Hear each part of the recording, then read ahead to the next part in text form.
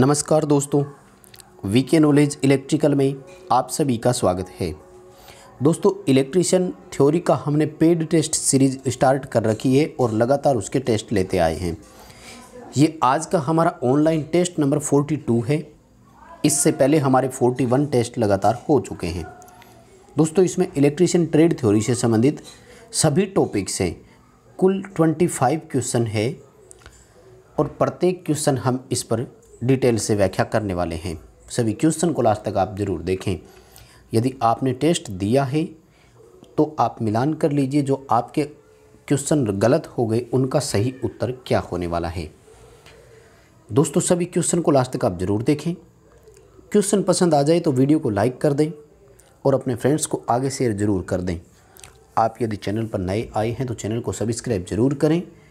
चलिए दोस्तों, क्वेश्चन से शुरू करते हैं। आज का हमारा नंबर 1 क्वेश्चन है, ट्राइक की कंडक्शन रुकने के बाद अवांछित ट्रिगरिंग से प्रोटेक्शन के लिए हम किसका उपयोग करते हैं। दोस्तों, एससीआर और ट्राइक की सुरक्षा के लिए एक परिपथ लगाया जाता है जिन्हें स्नेबर सर्किट के नाम से जाना जाता है। बहुत इंपॉर्टेंट क्वेश्चन है, आप याद भी रखें इसे। कहते हैं कि जब अचानक ट्राइक का कंडक्शन ऑफ होता है तो उस दौरान वोल्टेज के मान में परिवर्तन और परिवर्तन में उस समय के कारण एक वोल्टेज गेट टर्मिनल पर जाती है, जिससे ट्राइक में एक अनवांटेड और गलत ट्रिगरिंग हो जाती है और वो रिवर्स में भी एक तरह से करंट के लिए फ्लो करने लग जाता है। तो उससे प्रोटेक्शन के लिए हम क्या करते हैं, एक सर्किट यूज करते हैं जिसे स्नेबर सर्किट कहा जाता है। क्वेश्चन का आंसर अपना ए होगा। नेक्स्ट अपना क्वेश्चन है कि आरसी फेज शिफ्ट ओसिलेटर के फीडबैक सर्किट में क्या होता है। दोस्तों, नाम से ही पता लग रहा है कि ओसिलेटर जो है इसमें आर और सी होते हैं, यानी रेजिस्टर और कैपेसिटर होते हैं। सिंपल क्वेश्चन है, सी ऑप्शन की ओर जाना है। नेक्स्ट अपना क्वेश्चन है कि निम्न में से कौन सा स्टार्टर केज इंडक्शन मोटर को उत्तम स्टार्टिंग टॉर्क देगा। देखो, इंडक्शन मोटर का टॉर्क या आप स्टार्टिंग टॉर्क भी बोल सकते हैं, सप्लाई वोल्टेज के वर्ग के समानुपाती है। यानी उस स्टार्टर से मैक्सिमम टॉर्क मिलेगा जो उसे अधिक वोल्टेज स्टार्टिंग के समय देता हो। और हम सब जानते हैं कि सबसे अधिक जो वोल्टेज मिलती है वो DOL स्टार्टर में ही मिलती है, क्योंकि ये मोटर को डायरेक्ट ऑन लाइन पे स्टार्ट करता है, यानी सीधे वोल्टेज मोटर को प्रदान करता है। ये मोटर की वोल्टेज को कम नहीं कर सकता, मैक्सिमम टॉर्क यही देगा। हमें सी ऑप्शन की ओर जाना है। अगला हमारा क्वेश्चन है कि डिस्चार्ज की गई एक बैटरी को 8 एम्पियर पर 2 घंटे के लिए चार्ज किया जाता है। उसके बाद में इसे एक R ओम के प्रतिरोध के माध्यम से डिस्चार्ज कर दिया जाता है। अगर डिस्चार्जिंग के लिए समय 6 घंटे हो और टर्मिनल वोल्टेज पूरी डिस्चार्जिंग में 12 वोल्ट कांस्टेंट रहता है, बताइए हमें उस अज्ञात प्रतिरोधक यानी उस भार प्रतिरोधक का मान कितना है। यदि बैटरी की AH दक्षता एम्पियर आवर एफिशिएंसी 80% हो, अगर ऐसा हो तो आप बता सकते हैं आंसर। देखो दोस्तों, अपने हिसाब से 8 एम्पियर 2 घंटे के लिए चार्ज किया, बैटरी की कैपेसिटी कितनी हो गई, 16 एम्पियर आवर। इनपुट बैटरी ने कितना लिया, 16 AH। अगर मैं इसकी बात करूं 80% दक्षता गई, तो इस बैटरी ने आउटपुट कितना दिया, आउटपुट कितना दिया 12.8 एम्पियर आवर का। तो लोड के लिए तो एम्पियर आवर 12.8 ही माना जाएगा, कोई दिक्कत नहीं है। देखो, उस लोड के टर्मिनल को 12.8 एम्पियर इंटू आवर मिलता रहा। कितने समय तक दोस्तों, 6 घंटे तक।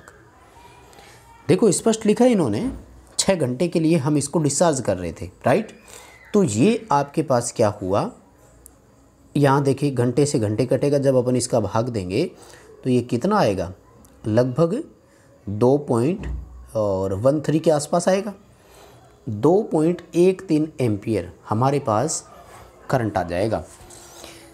देखो, डिस्चार्जिंग की करंट भी आ गई। रेजिस्टेंस कैलकुलेट करना है, R = V/I कर देंगे। वोल्टेज कितना है, 12 वोल्ट। डिस्चार्जिंग के लिए करंट कितना आया था 2.13, लगभग 5 पॉइंट कुछ रेजिस्टेंस का मान होगा। अब ऑप्शन अगर आप देखो तो 5.3 भी है और 5.6 भी है। एग्जैक्ट कैलकुलेशन आप करना, उत्तर आएगा 5.6 ओम। बी ऑप्शन की ओर जाना था। नेक्स्ट अपना क्वेश्चन है कि किसी भी वस्तु की डाइलेक्ट्रिक स्ट्रेंथ की गणना कैसे की जाती है। दोस्तों बहुत ही अच्छा सवाल है। सबसे पहले तो ये ध्यान रखना कि जो इंसुलेशन होता है ना, वो ऑपरेटिंग वोल्टेज के अकॉर्डिंग ही सेट किया जाता है और वो रिक्वायरमेंट के अकॉर्डिंग होता है। डाइलेक्ट्रिक स्ट्रेंथ होती है किलो वोल्ट प्रति एमएम में। इसका मतलब ये हो गया कि वोल्टेज बटे उसकी एमएम जो मोटाई है उसका करना था, वोल्टेज बटे थिकनेस का भाग देना था। इसका मतलब या तो बी या डी में से होना था उत्तर, ए और सी तो हो ही नहीं सकता ना किसी भी कंडीशन में। तो अब देखो जो ब्रेकडाउन वोल्टेज होती है ना, कि वो मटेरियल जिसका इंसुलेशन हम यूज करने जा रहे हैं उसकी वोल्टेज कितनी है, वो कितनी सहन कर सकता था। तो ब्रेकडाउन वोल्टेज बटे उस वस्तु की इंसुलेशन की मोटाई कितनी थी उसमें भाग दिया जाता है। ब्रेकडाउन वोल्टेज बटे एमएम का भाग देते हैं, कितने एमएम का एरिया है, क्षेत्रफल है, उत्तर आ जाएगा। बी ऑप्शन की ओर जाना है। नेक्स्ट क्वेश्चन, किस ट्रांसफार्मर में प्राइमरी और सेकेंडरी चुंबकीय और वैद्युतिक दोनों रूप से जुड़ती है। तो वो ट्रांसफार्मर है ऑटो ट्रांसफार्मर। हमारा ट्रांसफार्मर म्यूचुअल इंडक्शन के सिद्धांत पर आधारित होता है और इसमें इलेक्ट्रोमैग्नेटिक कपलिंग होती है, लेकिन ऑटो ट्रांसफार्मर में केवल एक वाइंडिंग होती है जो चुंबकीय रूप से भी जुड़ती है और इलेक्ट्रिकली यानी वैद्युतिक रूप से भी जुड़ती है। नेक्स्ट अपना क्वेश्चन है कि पिंजरा प्रेरण मोटर के किस वर्ग का स्टार्टिंग टॉर्क मैक्सिमम होता है। दोस्तों induction squirrel cage induction motor को 6 अलग अलग भागों में भी बांटा गया है, ठीक है, और वो भाग है A B C D E F. तो इनमें जो वर्ग सी और डी है ना, इनका स्टार्टिंग टॉर्क मैक्सिमम होता है। ए बी का भी लो है और ई एफ का भी लो होता है। सी और डी प्रकार की कैटेगरी की मोटरें जो होती है इनमें अलग अलग होता है, स्लिप पूर्ण भार पर कितनी हो गई उसके अकॉर्डिंग है। अभी हमें बी ऑप्शन की ओर जाना है। सी और डी जो है इनका मैक्सिमम टॉर्क होता है। अगला क्वेश्चन है कि जब भी किसी क्रिस्टल पर यांत्रिक प्रतिबल और विकृति लगती है तो उसमें एक ईएमएफ उत्पन्न होता है और उसे पीजो इलेक्ट्रिक ईएमएफ कहा जाता है। सी ऑप्शन की ओर जाना है। सिंपल क्वेश्चन है, सबका सही हुआ होगा उम्मीद है। ट्रांसफार्मर ऑयल का उद्देश्य, देखो कहीं भी अगर मैं बात करूं तो ऑयल सामान्यतः हम 3 तरह से काम में ले सकते हैं, ल्यूब्रिकेशन, कूलिंग और इंसुलेशन, लेकिन ये डिपेंड करेगा कि हमारा उद्देश्य क्या है। अब ट्रांसफार्मर में देखो ल्यूब्रिकेशन की कोई रिक्वायरमेंट नहीं है, क्योंकि ल्यूब्रिकेशन का मतलब होता है स्नेहक, और स्नेहक वहाँ होता है जहाँ घर्षण हो। ट्रांसफार्मर में कोई घर्षण नहीं होता। बी ऑप्शन की ओर जाना है। कूलिंग एंड इंसुलेशन के लिए हम सबसे अधिक इसका उपयोग करेंगे। ल्यूब्रिकेशन नहीं आएगा। ल्यूब्रिकेशन आता है तब जब गियर ऑपरेटेड कोई मोटर सिस्टम हो ना, तो वहाँ पर वो क्या करता है, ल्यूब्रिकेशन का काम करता है। नेक्स्ट अपना क्वेश्चन है कि किस वायरिंग में प्रयुक्त सभी स्विच 2 वे होते हैं। तो डी उत्तर आएगा, ऑल अबोव। टनल वायरिंग में सभी 2 वे होते हैं और जितने लैंप होते हैं उतने ही 2 वे स्विच होते हैं। कॉरिडोर वायरिंग में भी सभी स्विच 2 वे होते हैं, लेकिन इसमें 2 2 वे स्विच का सेट होता है, यानी 4 लैंप है तो इसमें स्विच 8 होंगे। हालांकि ऑपरेट 4 बार ही करना होता है। 2 स्विच मैकेनिकल एक साथ जुड़े होते हैं, एक साथ ऑपरेट होते हैं। और स्टेयर केस यानी सीढ़ियों की वायरिंग, जीने का परिपथ बोलते हैं ना जिसको, वो भी, तो डी आएगा। नेक्स्ट अपना क्वेश्चन, बैलेंस लोड हो तो सप्लाई 3 फेज 3 वायर होती है, अनबैलेंस हो तो 3 फेज 4 वायर होती है, सिंगल फेज होती है तो सिंगल फेज 2 वायर होती है। नेक्स्ट क्वेश्चन है कि 10:1 वाले टर्न रेशो में आदर्श ट्रांसफार्मर है और इसमें 100 वाट की इनपुट शक्ति हमने दी, आउटपुट कितनी देगा। आइडियल ट्रांसफार्मर है, इसमें कोई हानियां नहीं होती है, इनपुट और आउटपुट बराबर होती है, दक्षता 100% है। 100 वाट इनपुट दिया तो 100 वाट ही आपको आउटपुट मिलेगा। अगला क्वेश्चन है आरसी फेज शिफ्ट ऑसिलेटर की फ्रीक्वेंसी कितनी होती है। दोस्तों बहुत अच्छा क्वेश्चन है और पहले भी कंपटीशन एग्जाम में कई बार आ चुका है। ए ऑप्शन होगा 1/2 पाई RC √6 होता है। फिक्स मान है, याद रखना, रेजोनेंस फ्रीक्वेंसी का नहीं पूछा था यहाँ पर, ठीक है ना। तो 1/2 पाई RC √6 होगा। ए ऑप्शन की ओर जाना है हमें। नेक्स्ट अपना क्वेश्चन है 6 सेल 12 वोल्ट बैटरी के जिसे 24 वोल्ट डीसी आपूर्ति से 10 एम्पीयर की निरंतर धारा दर पर चार्ज किया गया। यदि चार्जिंग की शुरुआत और अंत में सेलों का ईएमएफ 1.9 वोल्ट और 2.4 वोल्ट हो तो बैटरी के साथ सीरीज में कनेक्ट होने के लिए हमें अधिकतम किस मान के प्रतिरोध की आवश्यकता होगी। देखो दोस्तों, स्टार्टिंग के समय हम सप्लाई कितने वोल्ट की लगा रहे हैं, 24 वोल्ट की। बैटरी का वोल्ट कितना है देख लो, इसने स्पष्ट दिया है 6 सेल और स्टार्टिंग में 1.9 वोल्ट है। तो देखो 6 × 1.9 कितना हो गया भाई, 11.4 वोल्ट। बैटरी कितना कंज्यूम करेगी, 11.4, लेकिन सोर्स कितने का है, 24 वोल्ट का। अंतर कर दीजिए, 24 माइनस 11.4, उत्तर आएगा अपना 12.6 वोल्ट। यानी हमें ऐसा रेजिस्टर चाहिए जो इस 12.6 वोल्ट को ड्रॉप करवा सके, सहन करवा सके। ठीक है, अब इसके लिए देखिए हमें कांस्टेंट धारा भी बता दी। धारा कितनी चलेगी, 10 एम्पियर, और वोल्टेज कितना इसको कंज्यूम करना है, ड्रॉप करना है, 12.6। तो देखिए ज़रा, R बराबर V/I। 12.6 वोल्ट इस रजिस्टर को लेना है जिसमें से 10 एम्पियर धारा चलेगी। उत्तर कितना आएगा, 1.26 ओम। बी उत्तर अपना इसके लिए सही रहेगा। नियत फ्रीक्वेंसी वाला ओसिलेटर है दोस्तों, पहले बहुत बार करवा चुका हूँ ये क्वेश्चन में। क्रिस्टल ओसिलेटर आएगा और पिजो इलेक्ट्रिक सिद्धांत पर यह आधारित होता है। क्रिस्टल इसमें काम में लेते हैं। अगला क्वेश्चन था, ड्यूअल स्टार्टर में ओवरलोड से प्रोटेक्शन कौन देगा। ड्यूअल स्टार्टर में थर्मल ओवरलोड रिले होती है, ध्यान रखना, इलेक्ट्रोमैग्नेटिक रिले नहीं होती है। HRC फ्यूज इसमें शॉर्ट सर्किट से प्रोटेक्शन देते हैं, और 9 वोल्ट कॉइल जो होती है ये इसमें होल्डिंग का काम करती है, कॉन्टेक्टर को होल्ड रखने का काम होता है। यानी जब सप्लाई चली जाती है ना, तब ये ट्रिप हो जाती है, एक तरह से कॉन्टेक्टर को ड्रॉप करा देती है। जब परिपथ का पावर फैक्टर इकाई हो तो प्रतिघाती शक्ति 0 होती है, ध्यान रखना। क्यों, क्योंकि प्रतिघाती शक्ति के लिए फॉर्मूला होता है VI sin थीटा। ठीक है, और पावर फैक्टर इकाई का मतलब होता है फेज अंतर 0, और साइन 0 का मान जो होता है वो 0 ही होता है। ठीक है ना, तो V × I × 0 करोगे तो उत्तर 0 ही आएगा। जब पावर फैक्टर इकाई होता है तो किलोवाट और kVA बराबर होता है, ये ध्यान रखना। उस समय kVAR 0 होता है।